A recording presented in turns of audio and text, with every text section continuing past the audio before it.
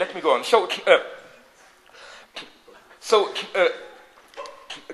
The origin, if you want to have the best of Christianity that we need, or even of this, the founding text of all three religions of the book, Christianity, Islam, Judaism, is for me the book of, how do you call it, Job, the guy who was screwed up and lost everything by God.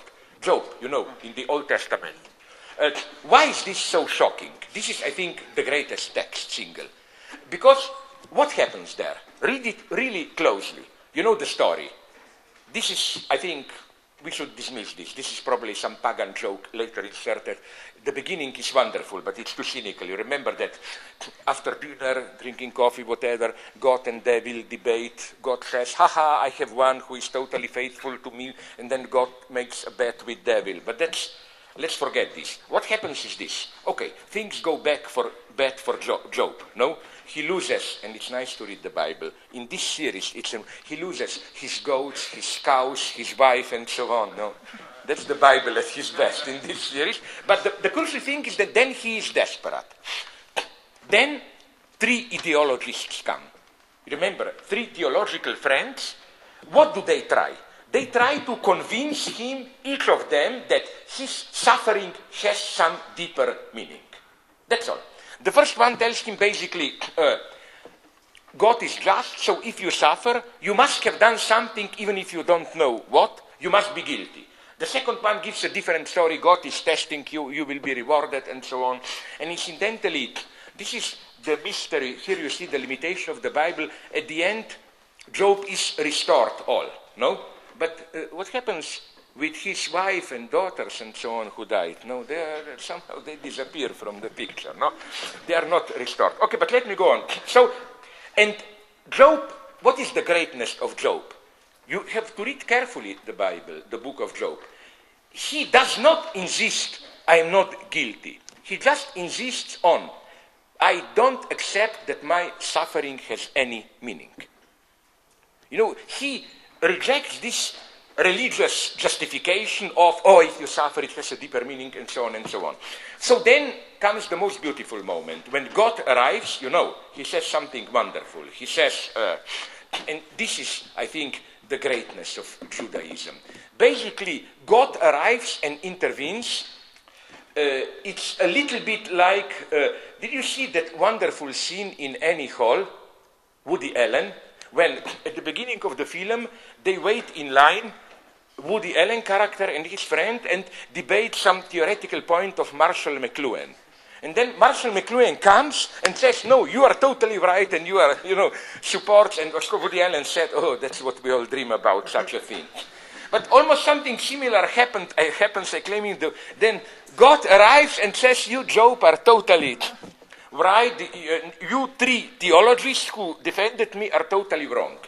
Then something really enigmatic happens. Then Job nonetheless asks God, but okay, why do I suffer? And then comes that famous, very ambiguous answer of God, apparently arrogant, you know, where God invokes all possible monsters flying in the sky, and who are you to ask me? This is usually read as God's ultimate arrogance, like, who are you even to ask me, miserable being, all what I created. Again, Gilbert Keith Chesterton, in his wonderful reading of the book of Job, reads this in the opposite way. That God's answer is the opposite one. It's, you think you are in trouble, but look, the mess I've created, all the world is one big shit in trouble. It's God as Chesterton, my God, he's the official Catholic. A little bit too official, that's what I like. He went too far. His idea, again, is that God becomes his own blasphemy for a short point. And he claims this can only happen in Christianity. So, although this is Judaism, not Christianity, this is a small problem. Okay, but what I'm saying is that this is why I have a reference to Judaism, Christianity, and even Islam. Islam is a much more interesting religion than it may appear. You know, of course there are some things terrible for us. For example, women, treatment of women, and so on. But things are much more ambiguous. Don't misunderstand me. I don't in any way sympathize with the way women are treated.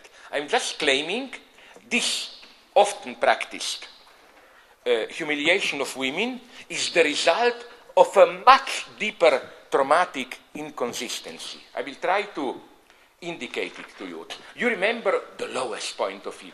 It was a big scandal, I think, some 2-3 years ago, when some women were raped, I think, in Australia, and then the Australian, whatever's his name, the top Islamic cleric, made that infamous statement for which he was even, I think, condemned, excommunicated from. He drew this tasteless parallel with a piece of meat. He said, imagine if you leave a piece of meat uncovered on the street and a dog comes by and eats it. Whom would you blame? A poor dog or the idiot who left meat there? And it's a very tasteless statement because he says it's the same if a woman shows her meat too much. Whom would you blame? You should blame her, not poor man who is. Okay, it appears to be anti-Semitic and anti-feminist, and it is, but the implications are much more interesting.